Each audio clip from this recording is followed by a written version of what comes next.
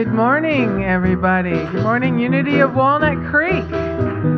So good to see you all. Tonight will be the first night of Hanukkah.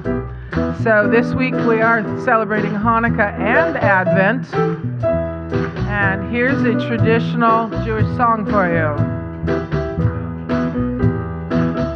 Hineh Ma Tov u'manayim shevet ahim gam yachad.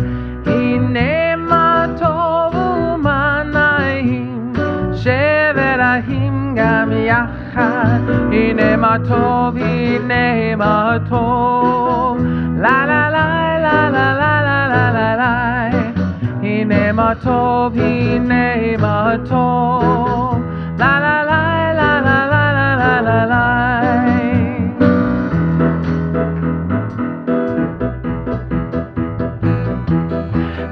Good it is and how pleasant living in peace together. How good it is and how pleasant living in peace together. In unity, in unity, la la la la la la la la la la. In unity, in unity, la la la la la la la la la la.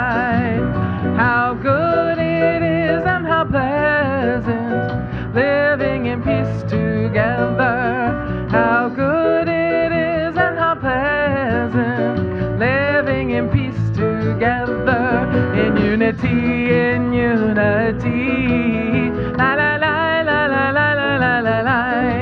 In unity, in unity, la la la la la la la la la la. La la la la la la la la la la. La la la la la la la la la la.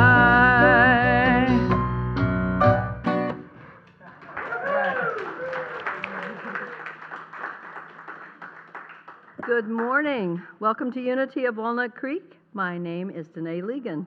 My name is Casey. Thank you for coming to our service. Please join us in turning to the camera and waving to the folks at home. Whoa. Your presence adds to our spiritual community. Thank you for joining us.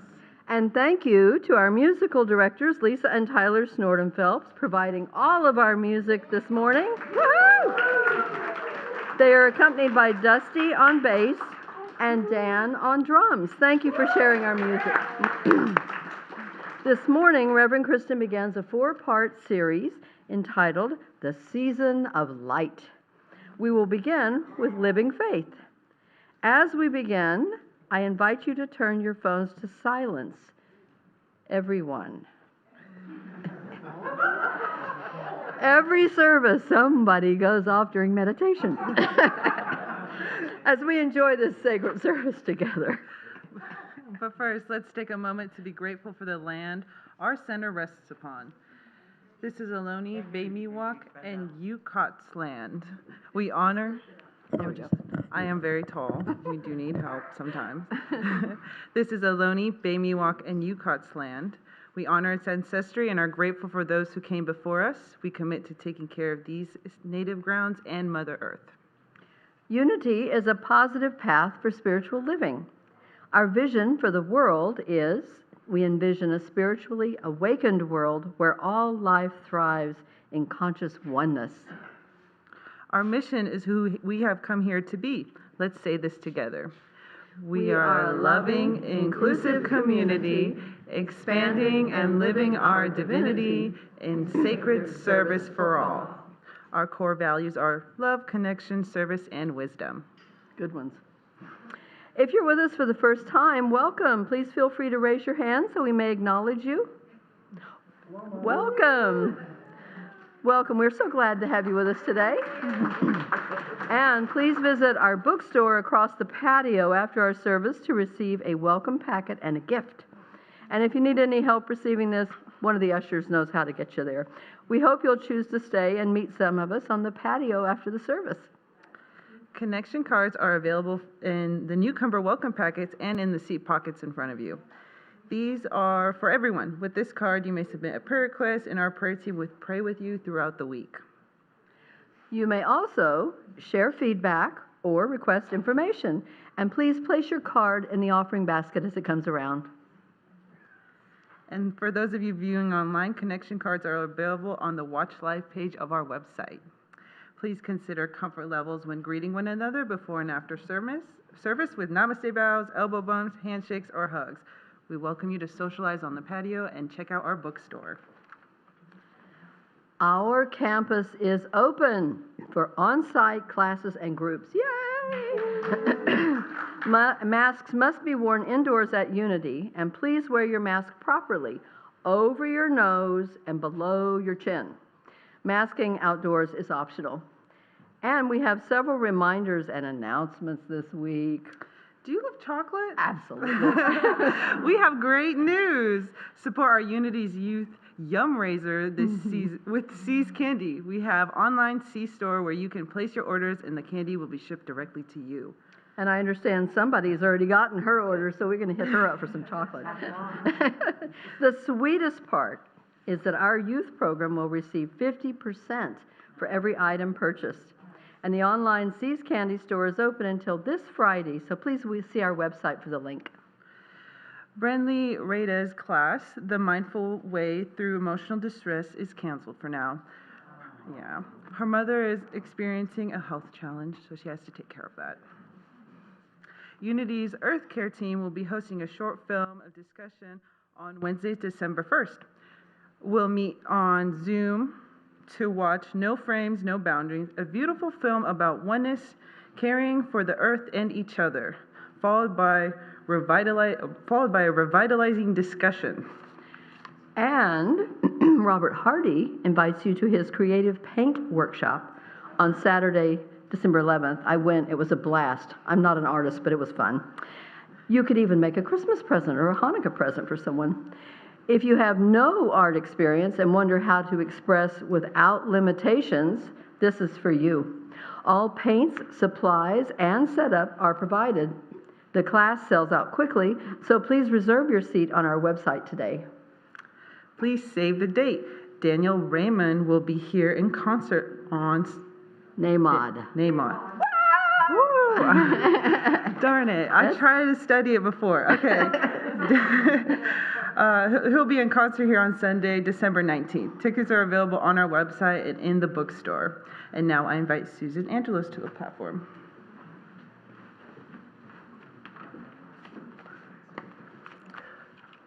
Over the last 3 years, a mind-blowing 1 in 9 people in Contra Costa County has experienced food insecurity to the point that they went to a charity for help. 1 in 9. A bag of rice and a bag of beans would feed a small family for 2 days. There are currently almost 3,000 people experiencing homelessness in Contra Costa County that we know about. Thank you. Churches and community centers are no longer able to provide a place to sleep or a place to get warm or a place to wash. Since the pandemic, shelters have been forced to reduce capacity or close altogether. But a plastic tarp can be shelter from the damp and the rain, dry socks, a warm blanket, a small soap. All of these can give a little comfort to a difficult life. Out in our vestibule are 2 containers, one a barrel from Contra Costa Food Bank, and the other a cradle lent by Danae, I don't know where she went, behind me, Danae, for our gifts of comfort in partnership with Monument Crisis Center. List of the most appreciated items are also included there and on the patio. At a time when we've been gathered together in gratitude for our own abundance, I really hope that you'll help share your abundance with our most vulnerable brothers and sisters. Thank you.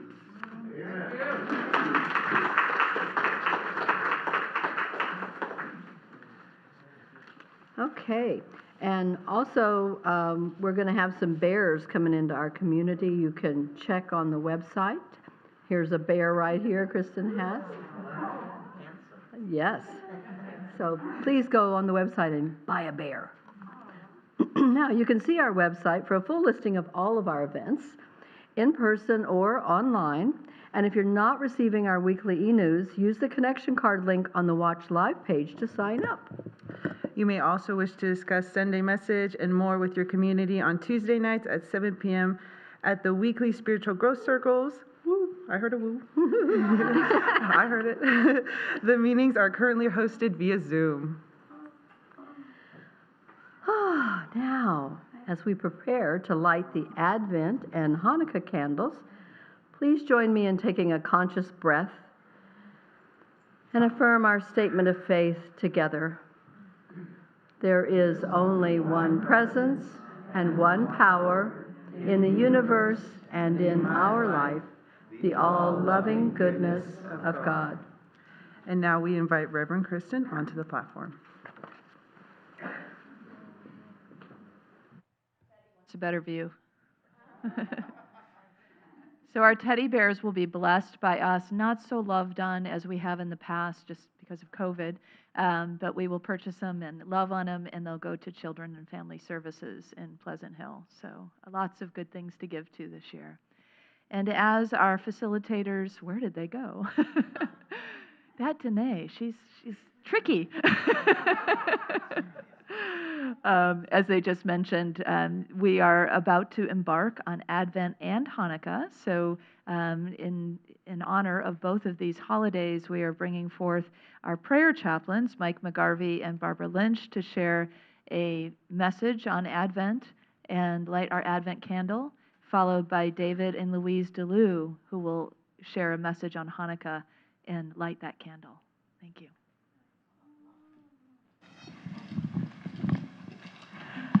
This reading is adapted from Blanche Kimball Wilson's article in Unity's Advent booklet. As children, we may have hoped we would receive something special at Christmas, even if it was a little too expensive for a parent. Yet when all indications pointed to no, it didn't keep our hearts from longing to receive the gift. We held on, hoping a miracle would cause that gift to be under the tree. And magically, it was.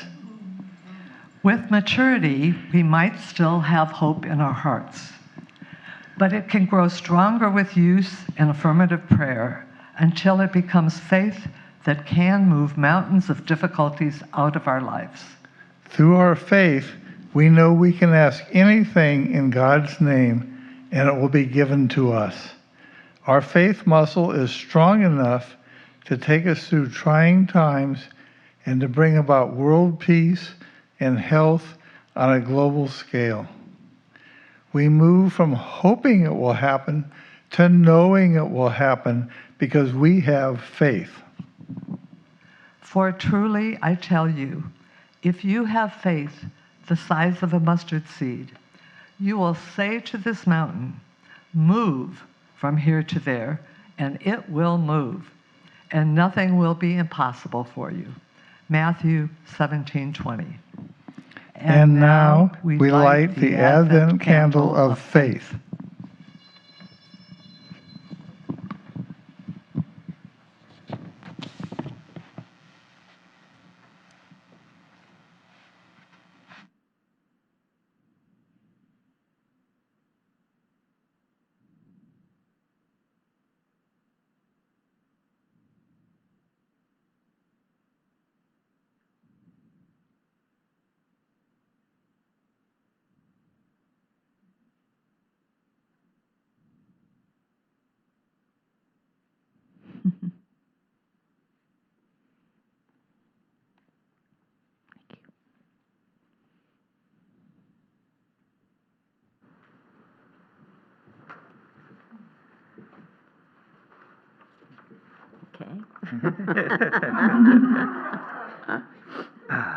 It's all about systems.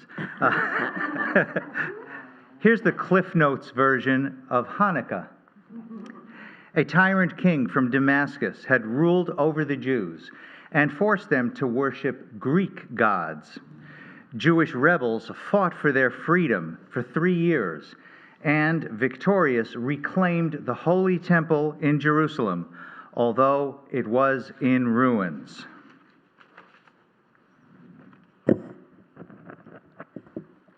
Now, to rededicate the temple, they needed oil to light the menorah, but they could only find enough flame to keep it burning for one night. And here's the miracle. The oil lasted for 8 days and 8 nights. In that time, they were able to make more oil and keep the eternal flame lit. So what Hanukkah means to us today, we light the Hanukkah candles to remember the miracle that even a small light can dominate a vast darkness. The light represents the holiness that lies within each of us. 8 is a number that signifies beyond normal.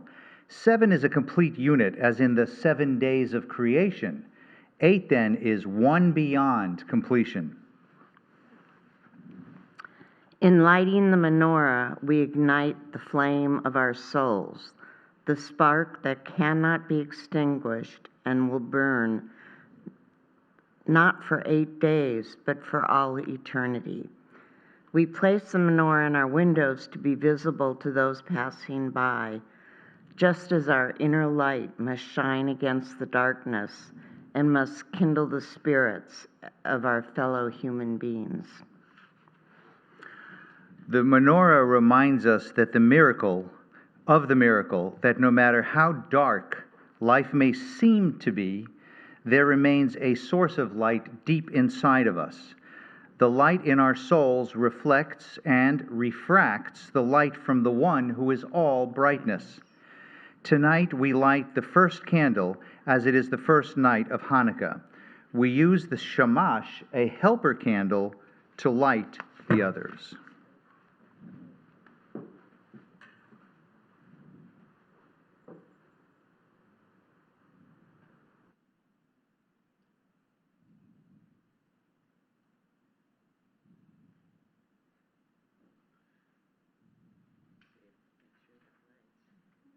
Praise be thou, O Lord our God, King of the universe, who has sanctified and commanded us to kindle thy lights of Hanukkah. Baruch atah Adonai Eloheinu melech haolam, asher kidshanu b'mitzvotav, v'tzivanu lehadlik ner shel Hanukkah. Thank you.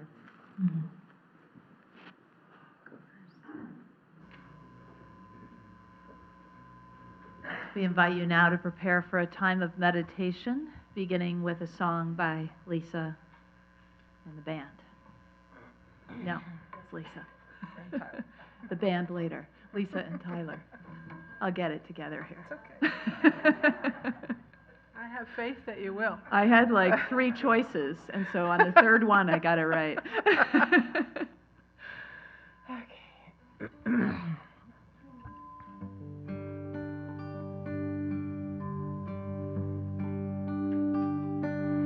I have faith, I pray faith, I choose faith, I am faith, I have faith, I pray faith, I choose faith, I am faith.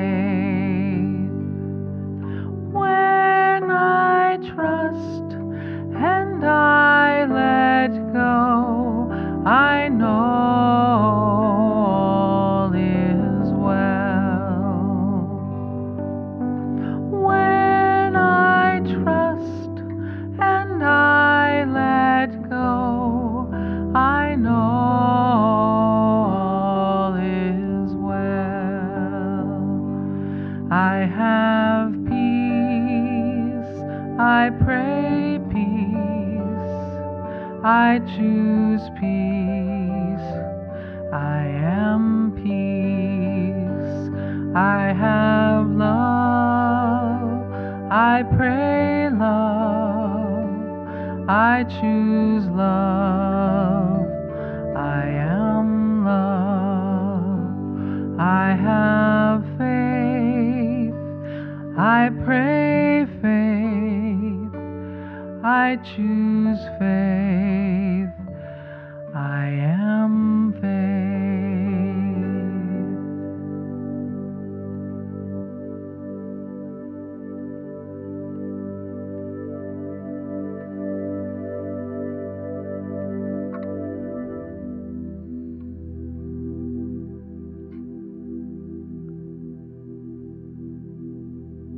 breathe in the truths of this song that have just landed in our hearts.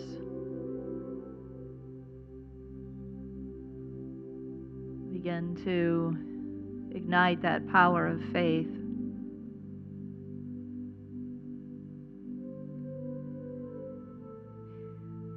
Remember, the power of faith is located at the intersection of the crown and the third eye,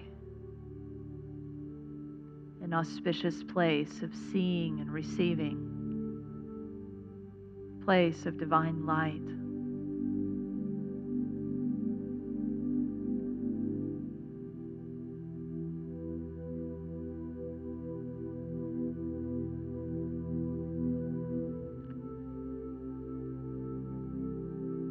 We come into this world with an immeasurable amount of faith.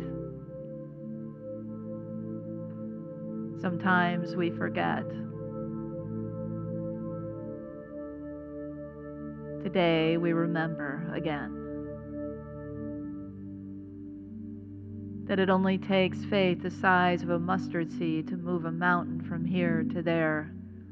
We claim with the power of prayer, the power of the word, move, and it shall move. And so if there is any difficulty in your life right now,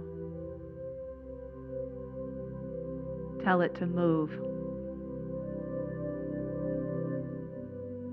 Say it with authority, with faith, with belief, with a knowing and a truth. It says, the authority of the Spirit speaks through me. As I pick up the mantle of faith and remember who I am.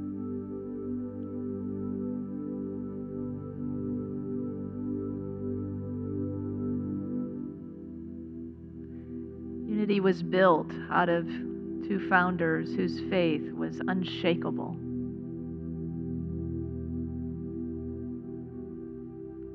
These are ancestors of affinity, those who have come before us with similar spiritual ideas, who have blazed a trail for us. We follow that trail and make it our own, our walk of faith.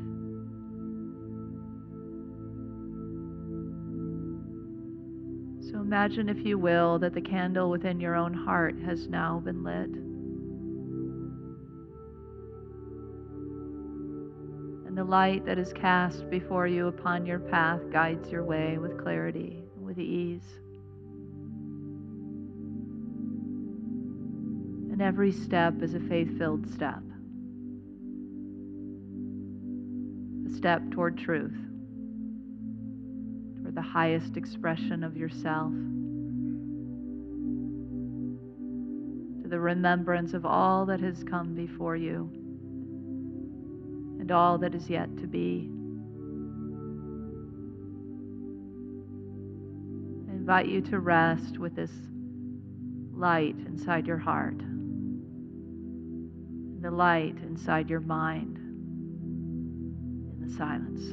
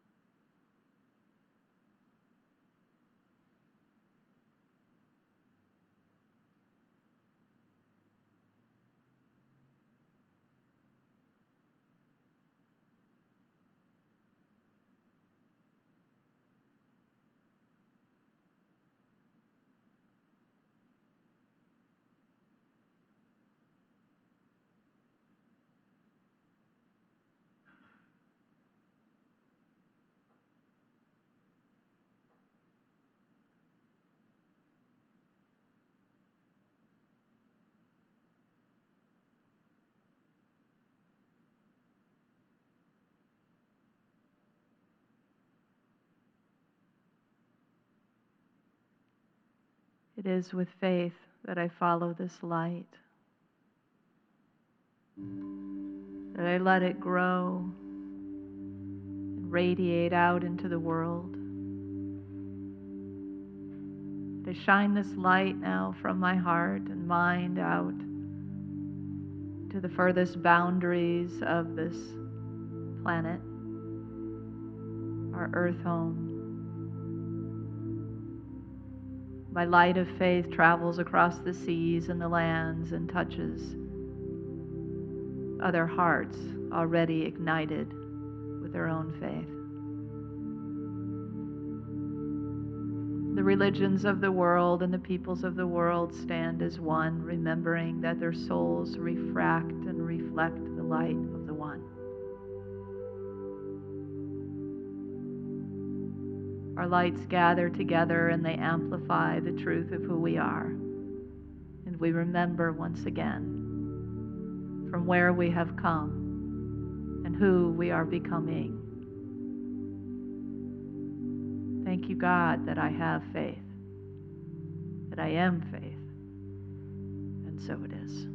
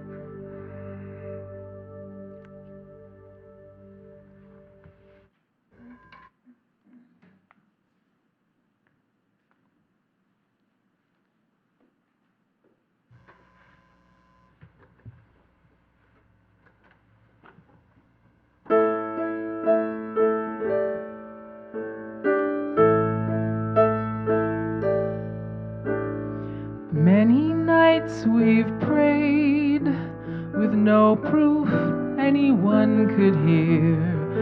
In our hearts a hopeful song we barely understood.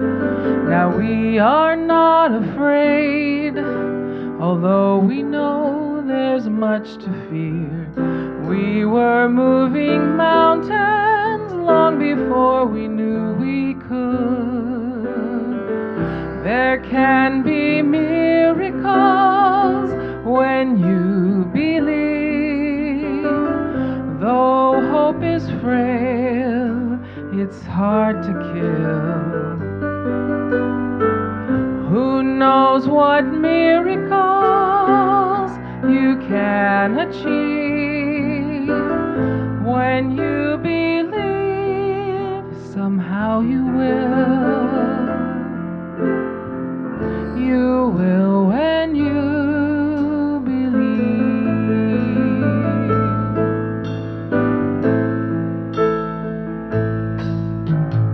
In this time of fear, when prayer so often seems in vain, hope feels like the summer birds too swiftly flown away. Yet now I'm standing here with heart so full I can't explain, seeking faith and speaking words I never thought I'd say. There can be miracles when you believe. Though hope gets frail, it's hard to kill. Who knows what miracles can achieve. When you believe, somehow you will. You will when you believe. There can be miracles when you believe. Though hope gets frail, it's with us still. Who knows what miracles you can achieve? When you believe, somehow you will. You will when you believe. You will when you believe. You will when you believe.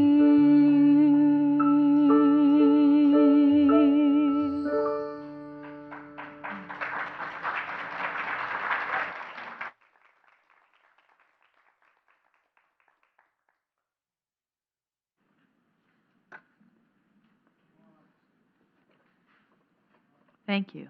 That was beautiful.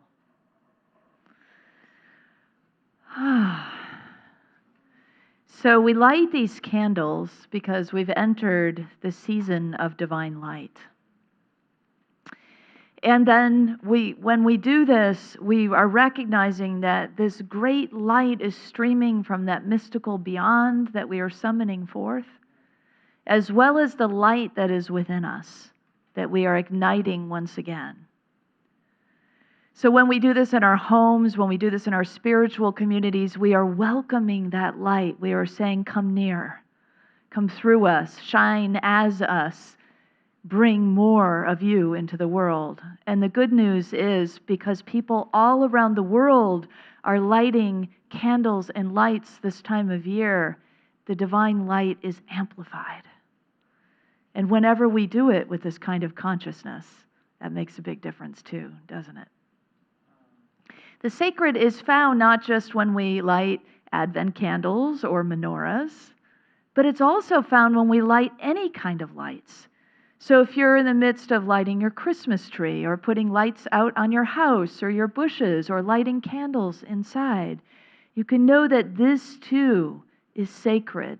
This too is infused with the divine. That we can remember when we're doing this that we are connecting with an ancient spiritual practice that has been around for thousands and thousands of years, ever since we found fire.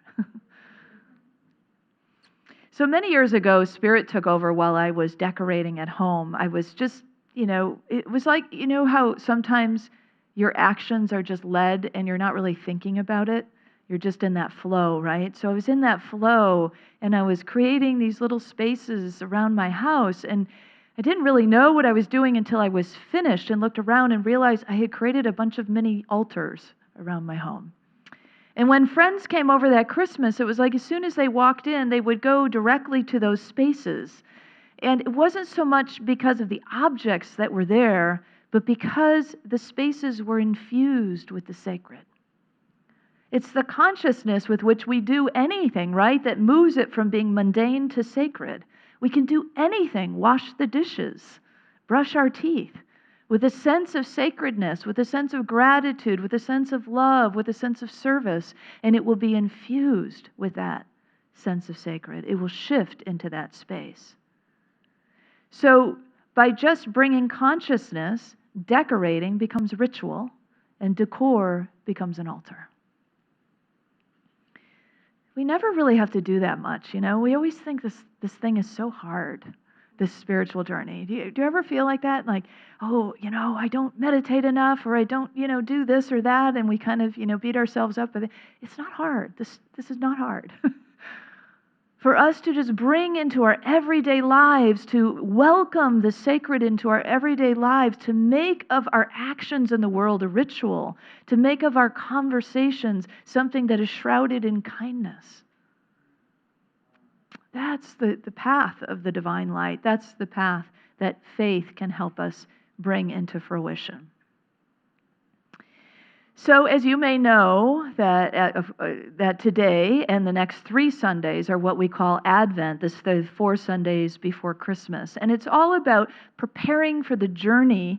It is the journey, and it's the preparation, the preparatory journey that brings us to the rebirth, right, of the Christ or the divine in us, the full recognition of this light. So each of the Sundays is marked by a theme: faith this week, and then peace and love and joy. And it's really handy that Hanukkah also is able to be woven in as it begins tonight. And over these 8 days, the themes of faith and peace really work well with the Jewish tradition too. So thank you, David and Louise, for bringing this in, and Lisa for the song. And later you're going to hear a story that Lisa also shared with me. So it's really lovely to be able to hold traditions together, isn't it? So we begin this journey, obviously, by bolstering our faith. That's our focus. And for those of you who are familiar with traditional Advent themes, you might be wondering, what happened to hope? Well, she's sitting right there.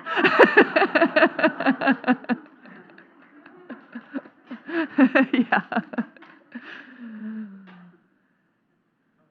But we do need hope, don't we, as humans? We definitely need hope. Faith, though, is stronger and more effective.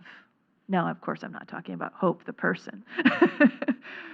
But as we move into this idea of faith, it makes us recognize that faith will see us through. Hope will help us survive. Faith will help us thrive. Somebody once said, hope is faith that hasn't yet said its prayers. So if you've noticed before that when your hope shifts to faith, fear falls away. Anybody notice that before? When we make that leap from hope to faith, any fear gets shaken out there, and we begin to recognize and feel the truth in us. So the season of Advent really belongs to Mary, but it's important to note that Mary doesn't belong just to Christianity. Mary really belongs to all religions, but particularly she was a devout Jew, so Mary herself is Jewish. And the Quran, the Holy Quran, actually refers to Mary a lot more than the Bible does. So these Abrahamic traditions for sure embrace Mary.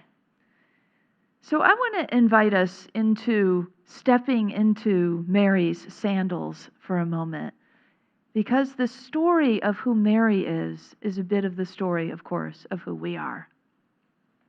Now you, as Mary, are born to loving parents, and your parents notice very early on that you are very spiritually attuned. And they wonder what they can do best for you to serve you, and they decide that the best thing is for you to be raised in the temple. And so at about 3 years old, you move into the temple, and it's there that you'll be raised. And your life in the temple is filled with prayer and religious ritual. And your love for God is bigger than your love for anyone or anything else over the years. When you become a young woman, you are engaged to be married. And there is fear in your heart to leave the shelter of your temple home, to go and be with this older man in marriage, and to go out into the world. And so it's in this place one day during this time of uncertainty that you're knitting together some of the fabric of the temple when a bright light appears. And then a form fills out, and it is the angel Gabriel. And out of this angelic light streams first these comforting words, "Be not afraid." And it helps calm you a little bit. But then the words that follow aren't so comforting. They're more of a charge. And they go like this: "You're pregnant, Mary." Now at this point you say, "Wait, what?" And you let it sink in a little bit more, And the angel says it a different way. You're with child, Mary. And goes on to tell you then something about this child. That this child will break open the veil of the world's consciousness to a whole different level of understanding. This child that you're going to bear. And this child you will love as much as you love God. Well, there, Mary's heart really swells. The idea that as much as she loves God, that she will have a child that she can hold in her arms, that she will love just as much. Now the angel's really got her. And the angel continues to say how this child, though, will not belong to you. The child belongs to God, and for some time the child will belong to the people. And Mary gets that sinking feeling in her heart that the life of this child won't be long. So it is with all of that, then, that the light begins to recede, and Mary is left alone in the temple with her knitting to think about that this very fabric that she is weaving now might be rent in two at some point by the breakthrough of this consciousness, by the life and death of her beloved child. All this she doesn't know yet, but with this incredible and frightening news that you have just received as Mary, you muster all that faith that you have banked for so many years of prayer, and you let that divine love stir in your heart to sanctify this experience, to strengthen you. And maybe still shaking from the angel's presence and prophecy, perhaps even with tears streaming down your cheeks, you say, I accept.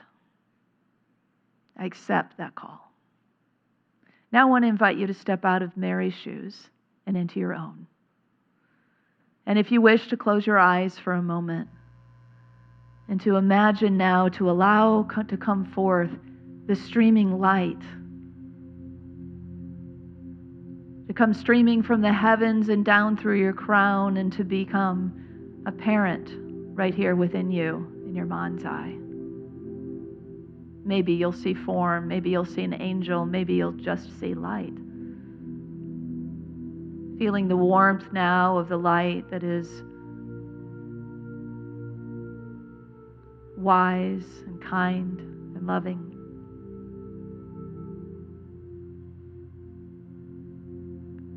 And opening your heart now to receive what is your charge.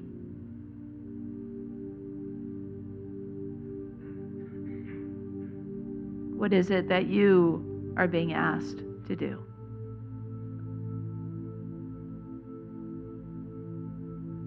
You might hear an answer or see something revealed to you now. Let's simply ask and listen and look and receive in the silence.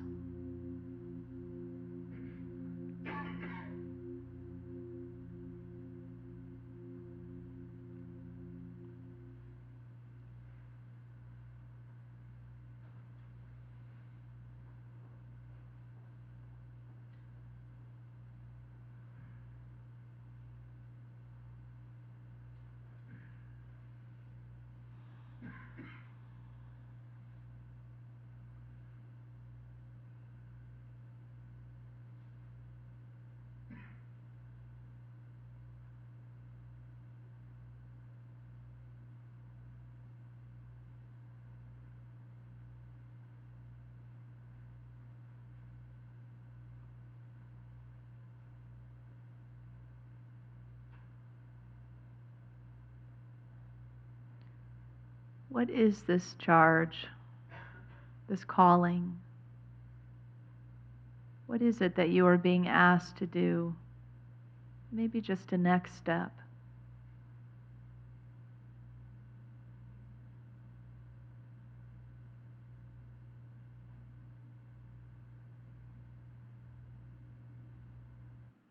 And if you accept this calling,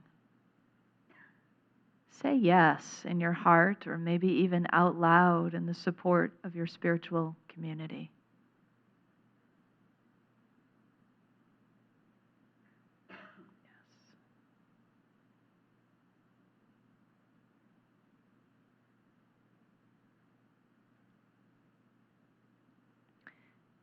When you're ready, you can give thanks to the light. Come back into this space where the light never leaves.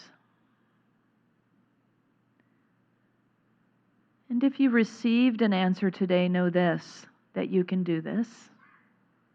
With God, anything is possible.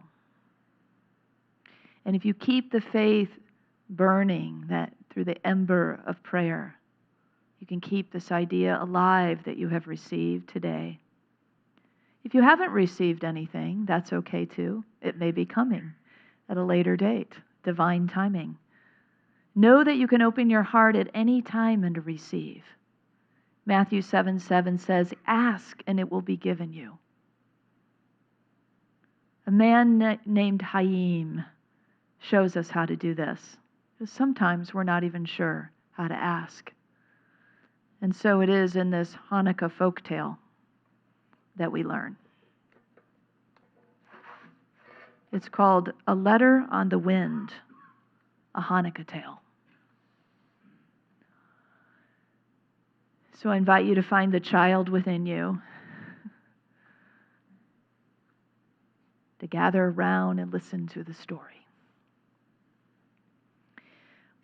Once in a far-off village, there nearly was a year without Hanukkah. That year the rain was a stranger. The parched earth grew only dust, so the olives shrank and withered on the trees. Without olives, the villagers could not make olive oil to light their menorahs. "What can we do?" the villagers sighed. "Hanukkah is fast approaching, and we have nothing, no olives, no olive oil, no Hanukkah." One man, Hineh, the poorest in the village, said to himself, "We cannot have a year without Hanukkah. We must light the menorahs and remember the long-ago miracle. I will ask the Almighty for help." Hineh went to the marketplace, straight to the scribe, and begged him to write a letter. "Hineh," scoffed the scribe, "to whom will you write? You know no one beyond this village." Next slide. "I will write to the Almighty," Hineh replied. "We cannot have a year without Hanukkah." "The Almighty?" the villagers gasped. Some laughed. One said, "Foolish Hineh." Yet the scribe slipped a quill from his sleeve and dipped in the ink, then poised it above the parchment. "Almighty," Hineh began, "you know that Hanukkah is coming, but you see the olives hang withered in the trees. So we have no oil to light the menorahs. I beg you, send us oil enough for the entire village. Thank you, your humble servant, Hineh." "Will you address it to the Almighty in heaven?" Hineh asked. The scribe blew out his breath, rolled his eyes. But the quill sped over the parchment, and he handed the scroll to Hineh. Next slide. Hineh followed the path beyond the village and then climbed the highest hill, and there he sat waiting for the wind. He waited and he waited. A soft breeze ruffled his hair. It's not strong enough, thought Hineh. A quick wind swirled a patch of dust in front of him, but it died, and Hineh waited. At last a strong wind came, steady and straight. "If you please," said Hineh, and he offered his letter for the Almighty. The wind caught the parchment and lifted it higher and higher in the air, above the hills, beyond the mountains, until it was but a speck, and then no more. Next slide. Hineh walked back to his village. The wind carried the letter past the wings of the birds, through the clear air and clouds, to a far-off city where it skimmed the spires and rooftops and landed finally at the feet of a merchant looking out from his balcony. The merchant picked up the letter and read it. "Ah," he murmured in reply, "the Almighty has chosen me to do this deed? Immediately the merchant ordered his servant to load 15 camels with the choicest supplies, vats and vessels of the purest oil, baskets of the freshest figs and dates, flour and sugar for a year, and a silver menorah aglitter with jewels. Next slide. Follow the camels and see where they lead, he bade his servant, knowing the Almighty would show them the way. Then quickly unload them and wait for no thanks. The servant followed the camels over mountains and hills and through desert valleys, a steady wind pushing them toward Haim's hut. They arrived in the darkness at just the right time. The next night was the first night of Hanukkah. Haim woke at dawn and opened his door. "The Almighty has answered my letter," he cried. "There is enough oil for the entire village." As morning grew brighter, Haim went to the marketplace and called to the villagers sitting out of the sun. "Come to my hut this very evening.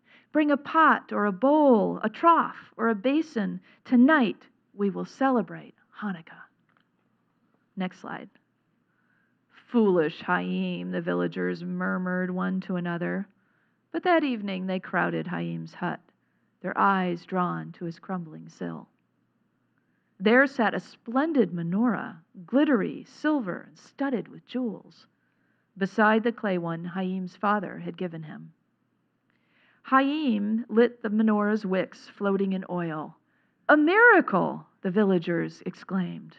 "It's a gift from the Almighty," said Haim. Then Haim filled the villagers' pots and their bowls, their troughs and their basins with oil, flour, and sugar, with figs and with dates. "Happy Hanukkah," Haim cried. "Happy Hanukkah," sang the villagers, dancing out into the night. Next slide. The scribe, the last to leave, paused at Haim's door and gazed at the new menorah. "It's so beautiful," he whispered. "Why don't you stay?" Haim asked. "We will sing." The scribe only bent closer, studying the new menorah. He gasped and straightened quickly, then bent to look again. "Why, a man's name is etched in the base," he cried. "It's Gur Yehuda, the merchant known far and wide." And then the scribe whispered, "Is Haim a thief?" Haim heard his whisper. "The menorah is a gift from the Almighty," he said. But his words fell on nothing. The door, left wide open, let in only the night. Next slide. "Does he think I'm a thief?" Haim wondered. Slowly he walked from his hut, following the path beyond the village, and then he climbed the highest hill. Alone he sat, wondering, worrying. Below him in the darkness he saw the tiny lights of his menorah flickering. A little way off, 2 more lights flickered, then 4, then 8, then 20. More and more until Haim saw that all the houses in the village were lit by their menorahs. Oil enough, he thought. It is a gift from the Almighty. And he smiled despite his worry. The wind gathered around him, brushing his cheek, skimming his brow. And at that very moment, the scribe sat at his writing desk, writing to the merchant. "I saw your menorah with my own eyes. It sits in the poor man Haim's hut. Is our Haim a thief?" Next slide. In the morning, the scribe gave the letter to some travelers who were journeying through the city. And on the second night of Hanukkah, and on the 3rd and the 4th and the 5th and the 6th, Haim lit his 2 menorahs, then climbed the highest hill, and below him in the darkness he saw the tiny lights of the menorahs flickering in all the houses throughout the village, lit by their menorahs, each night more brilliant than the night before. Oil enough, thought Haim, but he worried. Does the scribe still think I'm a thief? On the 7th night of Hanukkah, Haim climbed the highest hill, and below him he saw the tiny lights of his menorahs flickering. All else lay in darkness. Next slide. "What has happened?" Haim cried. He paced his hut that night until the earliest morning, and then he hurried to the marketplace and called the villagers gathering to sell their meager wares. "Is there not oil enough?" A villager glanced at the scribe and then said, "The oil is stolen." "We will not use it," said another. The scribe pointed his finger at Hineh and said, "Thief!" At that very moment, the travelers reached the city. "As if someone strong was pushing us," they reported. They hurried to the merchant, who read the scribe's letter with trembling hands. Next slide. "No harm must come to that faithful fellow," he vowed. The merchant called for his horse, and off he rode swiftly, the air gusting behind him over the mountains and the hills, through the desert valleys, until he came to Hineh's hut. "I am a stranger in your village," he said, when Hineh answered the door, "but I have nowhere to celebrate Hanukkah." "Come," Hineh said, though he did not know him. "It is the last night of Hanukkah. We must light the menorahs." And he led the merchant to his crumbling sill. "This one is unusual," said the merchant, pointing to the new menorah. "Where is it from?" Next slide. "Will he too call me a thief?" Hineh wondered. His voice barely a whisper, he answered, "It is a gift from the Almighty." The merchant nodded. Hineh's voice grew stronger. "A man's name is etched in the base. Why? I do not know." Then Hineh bade the merchant light the new menorah while he lit his father's, made of clay. 9 lights blazed on each menorah for the 8 nights of Hanukkah and for the Shamash watching over. Hineh and the merchant blessed the flaming wicks. Then they sang Hanukkah songs in harmony far into the night. When yawning stopped their singing, Hineh said to the merchant, "There's something I must tell you. The villagers call me a thief." "Is it so?" asked the merchant. Hineh shook his head. That night, Hineh slept more sweetly than he had ever slept before. Next slide. In the morning, the merchant said to him, "Let us go to the marketplace and sit among the villagers." Hineh's face paled. The merchant laid his hand on Hineh's shoulder, and Hineh followed as he would have with his own father. Hineh and the merchant stood together in the marketplace. "Such fine robes on the stranger," the villagers murmured. "How his jewels shimmer in the sun." "It is Ger Yehuda," cried the scribe, "the merchant known far and wide. It is his menorah that Hineh stole."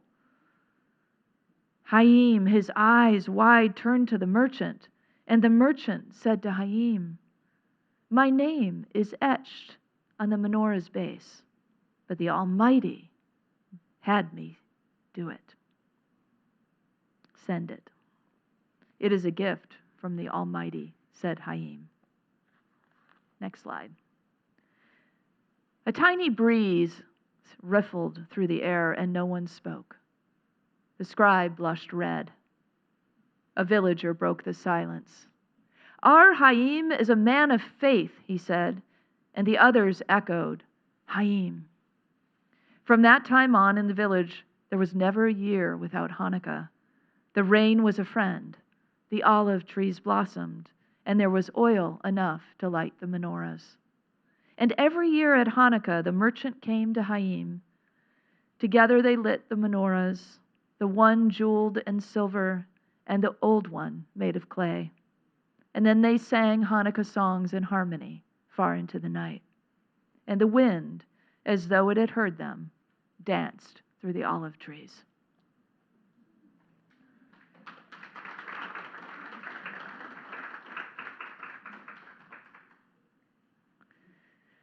So many lessons on faith in Hineh's story as we begin to unpack it and see how his prayers of faith, how strong he was, how unwavering he was in his belief.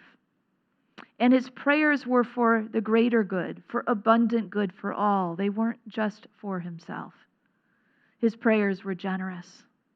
He teaches us not to listen to the naysayers. Even though he worried a bit, he didn't let that affect his belief that the gift had come from God himself or herself or itself or theyself, themself. Did I cover it all? He showed us how to trust what that knowing in our hearts, right? To trust it, to follow, to act accordingly. If you aren't sure of that voice within, of, which voice is it, some say, when we're first learning, think of what Mary Manning Morrissey offers to us. She says, when a friend, a dear friend, or a close family member calls and they say hi, you recognize their voice immediately, don't you? And why is that? Because we have spent years developing a relationship. We have committed to that relationship. We have gotten to know the other. We have spent time together, quality time. There is a love that binds us. And so it is the same for us. If we want to know the voice of Spirit, we just need to invest a little time in building that relationship so we can hear that voice, so we can recognize it from the first hello. There's that familiar voice. There's the one I want to listen to. That's the one that will guide me further into the light. That voice becomes familiar, and it becomes one that we can find comfort in. It becomes a voice that is trustworthy. So, as Chaim in the story, every night he would climb up to the highest hills, right? And that's actually throughout the scriptures, this is also a metaphor for whenever somebody goes up the mountain, it's about going up higher in consciousness. And so we go up higher in our consciousness and we look out, and it is from that vantage point of an elevated consciousness that we can see the divine light. Like Chaim was able to see all the lights within the people's homes, right? We can see the light within each other more clearly when we have gone to that higher ground within ourselves.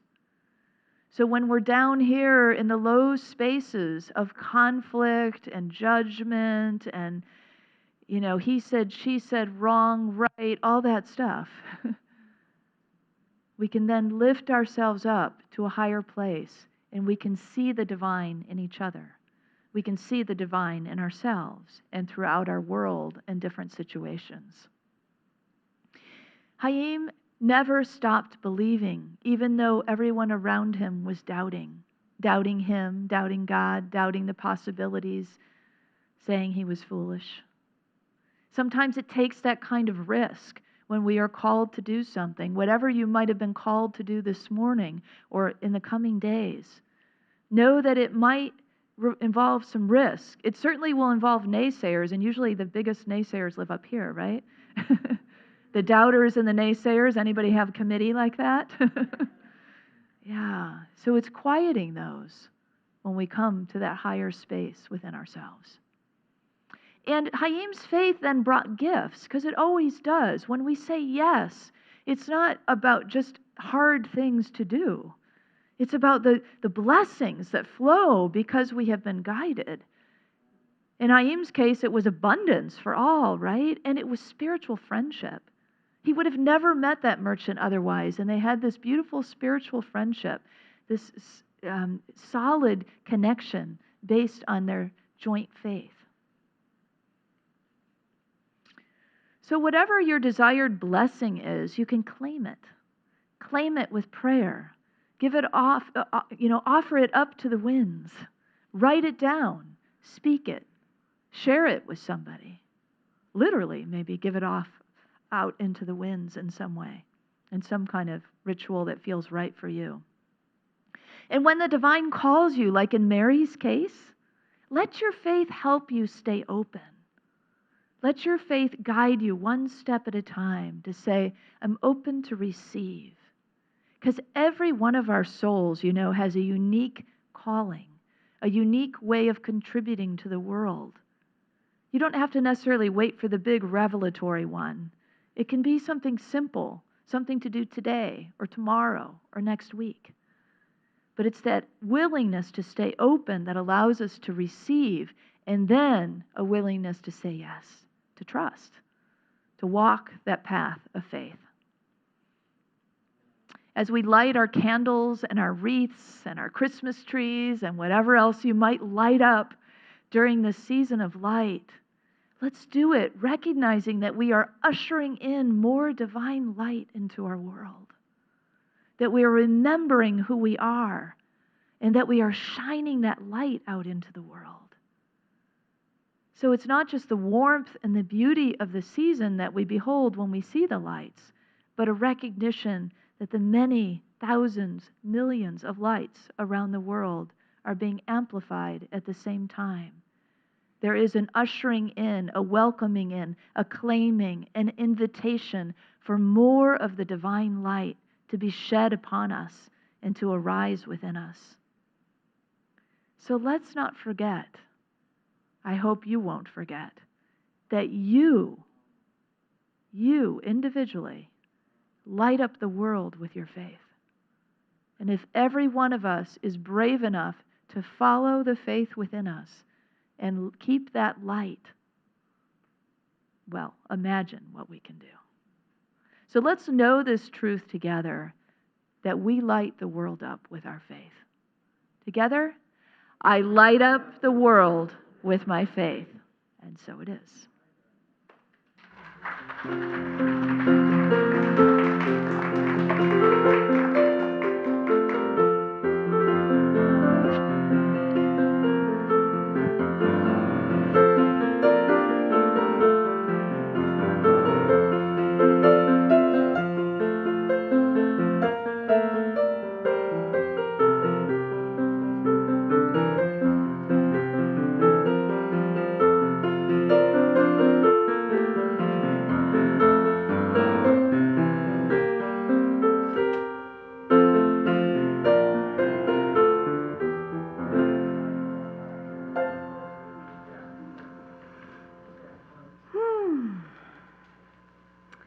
Well, I think my gratitude and faith are going to be doing a dance together this week.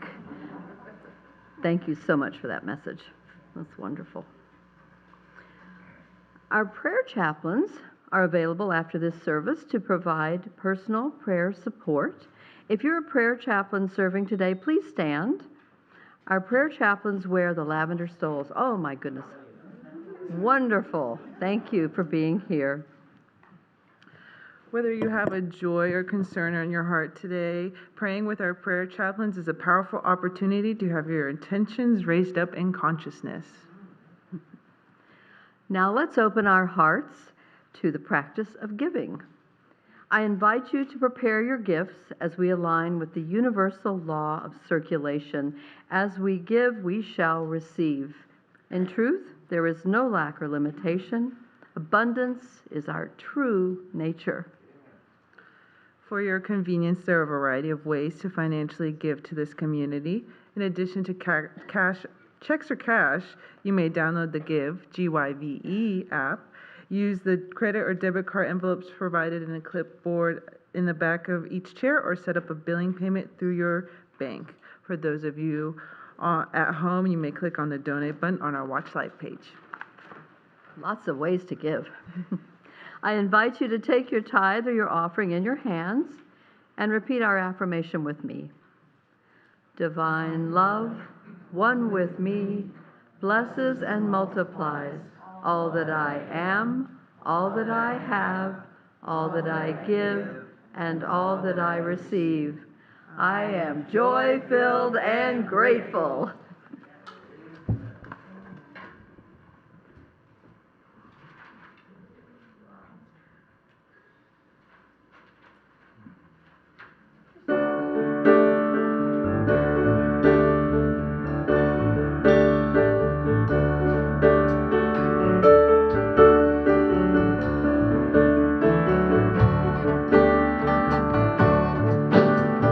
Light one candle for the Maccabee children, with thanks that their light didn't die. Light one candle for the pain they endured when their right to be free was denied. Light one candle commitment that justice and freedom demand. Light one candle for the wisdom to know when the peacemaker's time is at hand. Don't let the light go out. It's lasted for so many years. Don't let the light go out. Let it shine through our love and our tears. Don't let the light go out. It's lasted for so many years. Don't let the light go out. Let it shine through our love and our tears.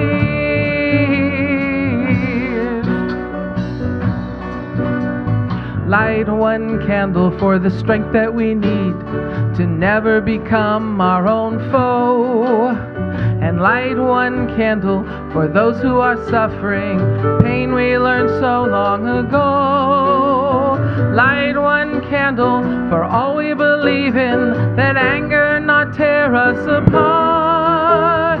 Light one candle to bind us together with peace as the song in our heart. Don't let the light go out. It's lasted for so many years. Don't let the light go out. Let it shine through our love and our tears. Don't let the light go out. It's lasted for so many years. Don't let the light go out. Let it shine through our love and our tears.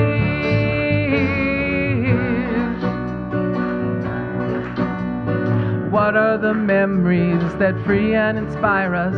We keep them alive in the flame. The faith that has fed us, the vision that guides us to keep moving on in love's name. We have come this far, ever believing that justice and peace always win. This is the promise, this is the beacon that guides us again and again. Don't let the light go out. It's lasted for so many years. Don't let the light go out. Let it shine through our love and our tears. Don't let the light go out.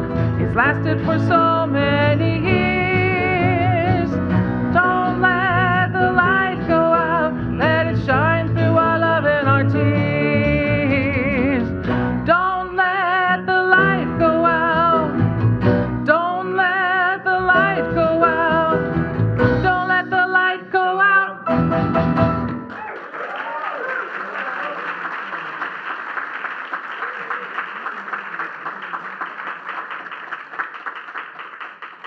Seems like every week we celebrate all of our guest artists, and look at all the talent we have in-house. Wow, thank you. Thank you. And I love when we can sum up the whole message in a few words and everybody can remember that. Don't let the light go out. If you forget everything else, just remember that, okay? Oh, thank you to Peter, Paul, and Mary. See, Mary is everywhere.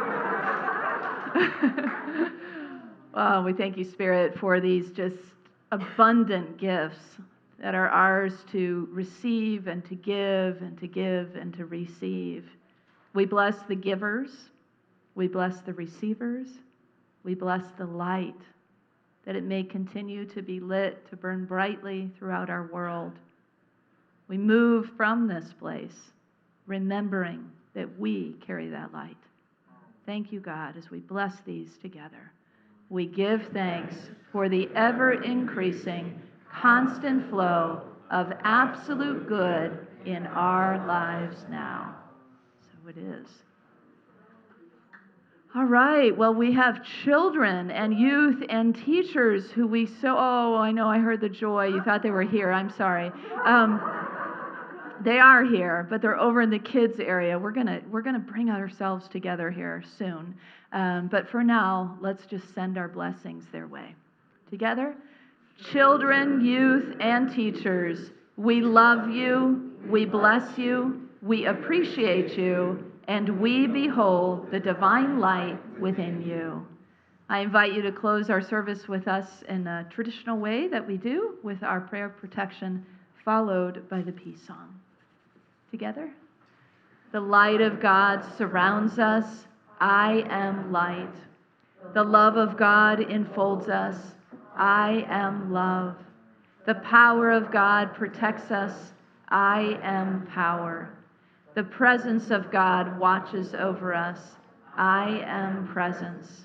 Wherever we are, God is. I am divine.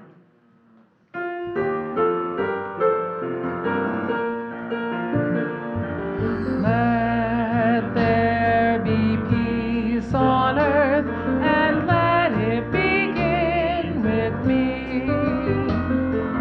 Let there be peace on earth, the peace that was meant to be, with God ever present, family all are we.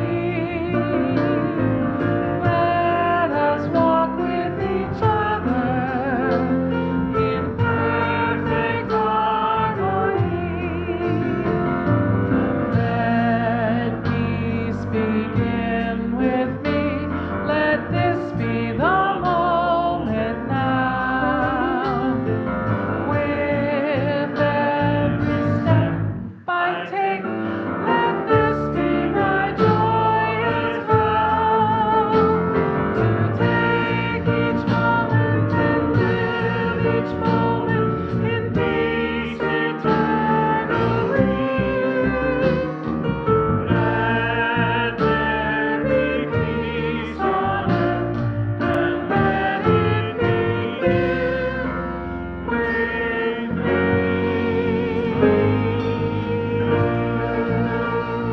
me. You are the light and the love and the faith on earth right now. So let your light shine, have fun, and spread joy.